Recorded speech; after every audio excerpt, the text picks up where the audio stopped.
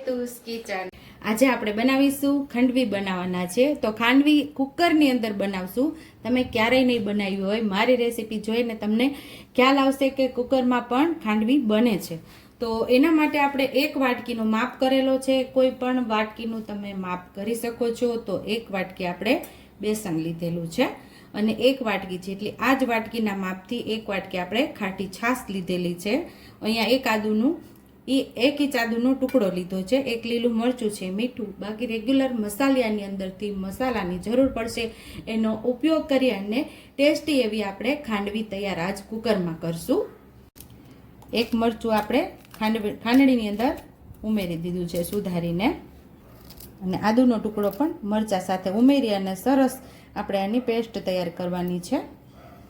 આની જગ્યાએ તમે મિક્સર જારની અંદર પણ આ પેસ્ટ તૈયાર કરી શકો છો, પણ આપણે ખાંડણીની અંદર જ તૈયાર કરશું। તો પહેલાં આપણે એક તપેલીની અંદર આપણે ચણાનો લોટ એટલે કે બેસન લઈ લેશું। સેમ એ જ માપથી આપણે છાશ લેવાની છે। તો એક વાટકી આપણે છાશ લેશું। એકદમ સરળ માપથી આપણે ખાંડવી બનાવશું। તો એક વાટકી આપણે બેસન લીધું છે, એક વાટકી આપણે છાશ અત્યારે ઉમેરેલી છે, અને આ જ માપથી 2 વાટકી પાણી ઉમેરશું, એટલે કુલ 3 વાટકી થશે। એક વાટકી લોટની સામે 3 વાટકી આપણે ઉમેરવાનું છે। એક વાટકી છાશ અને 2 વાટકી પાણી।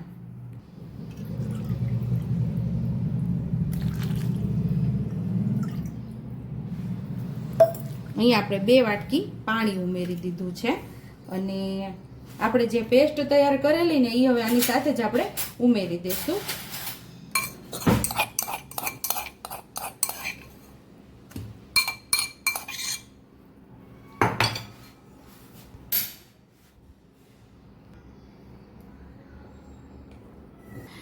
અડધી ચમચી આપણે સ્વાદ મુજબ મીઠું ઉમેરશું।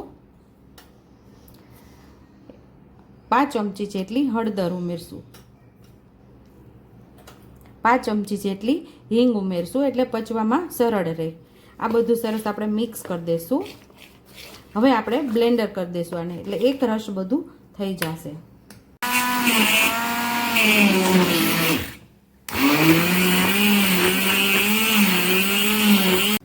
હવે આપણે બ્લેન્ડર કરી લીધું છે, તો હવે આપણે ગળણો રાખીને ગાળી લેવાનું છે આ બધું।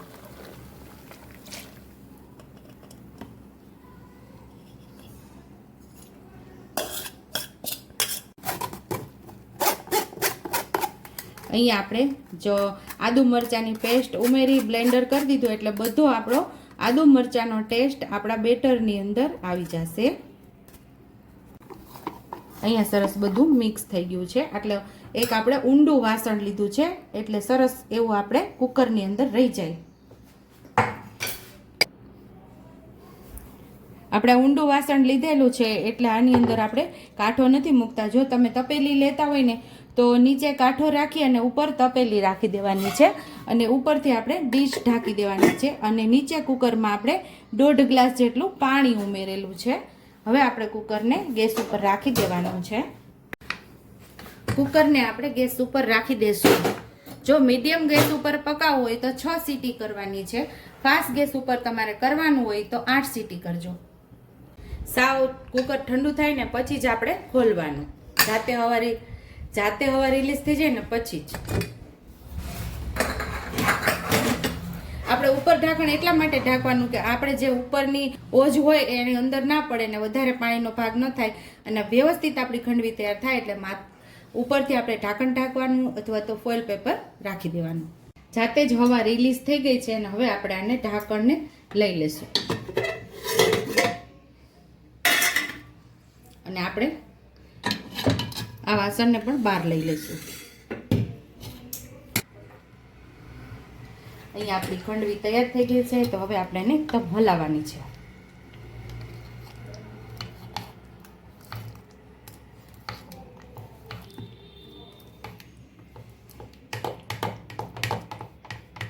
પહેલા આપણે ચમચાથી એકદમ સરસ મિક્સ કરી દીધું છે। હવે વિસ્કરથી આપણે વિસ્ક લેવાનું છે, આવી રીતે એકદમ સરસ એક રસ થાય ત્યાં સુધી આપણે એને હલાવવાનું છે। તો અહીં આપણી ખાંડવી રેડી થઈ ગઈ છે। જો તમારું બેટર થોડું લૂઝ હોય તો પાછી 2 સીટી કરી લેવાની. તો અહીંયા આપણું પરફેક્ટ એવું બેટર તૈયાર થઈ ગયું છે. આપણે 8 સીટી કુકરમાં કરેલી છે. અહીંયા મેં સનમાઇકો લઈ લીધો છે, એને આપણે આવી રીતે સ્પ્રેડ કરી દેવાનું. હું પ્લેટફોર્મ ઉપર જ કરું છું. આપણે પ્લેટફોર્મ ઉપર તેલ પણ નથી લગાવેલું, એમ જ કર્યું છે. તમે તવીથાથી પણ કરી શકો. તવીથાથી આપણે કરીએ ને તો થોડું જાડું રહી જાય છે.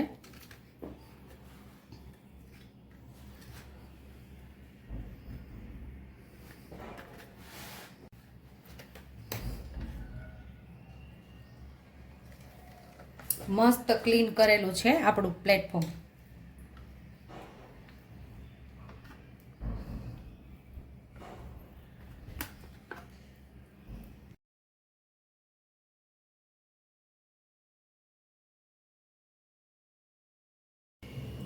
પ્લેટફોર્મ ઉપર જ આપણે સ્પ્રેડ કરી અને એકદમ સરસ સેટ થઈ ગઈ છે. તો હવે આપણે કાપા કરી લઈશું.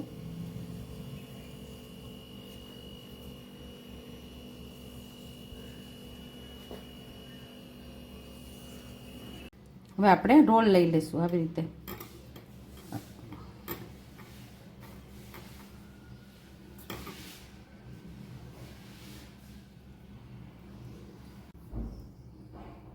આવી રીતે આપણે રોલ લઈ લેવાના છે ખંડવીના.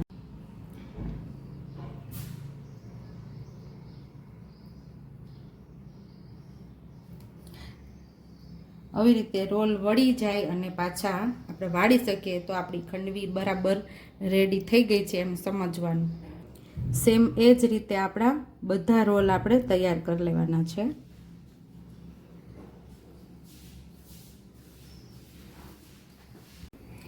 તો બધી ખંડવીના આપણે રોલ તૈયાર કરી લીધા છે અને હવે આપણે આ ખંડવીનો વઘાર કરી લઈશું. અહીંયા આપણે એક નાના ચમચા જેટલું તેલ ગરમ થવા વઘારિયામાં રાખી દીધું છે. અહીંયા આપણું તેલ ગરમ થઈ ગયું છે તો અડધી ચમચી જેટલી રાઈ ઉમેરશું. ગેસ આપણે બંધ કરી દઈશું ને આપણે વઘારને ખંડવી ઉપર ઉમેરી દઈશું.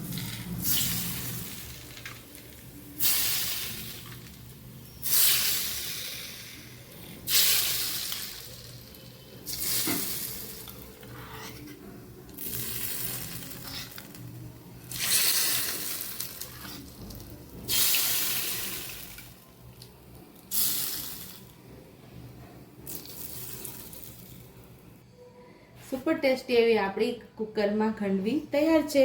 જો તમને મારી રેસીપી પસંદ આવી હોય તો મારી રેસીપીને લાઈક કરજો, શેર કરજો, સબસ્ક્રાઈબ કરજો, હાઈપ કરજો, બેલ આઇકોનને દબાવતા ભૂલતા નહીં અને કમેન્ટ બોક્સમાં કમેન્ટ કરજો કે મારી રેસીપી કેવી લાગી. તો આવજો.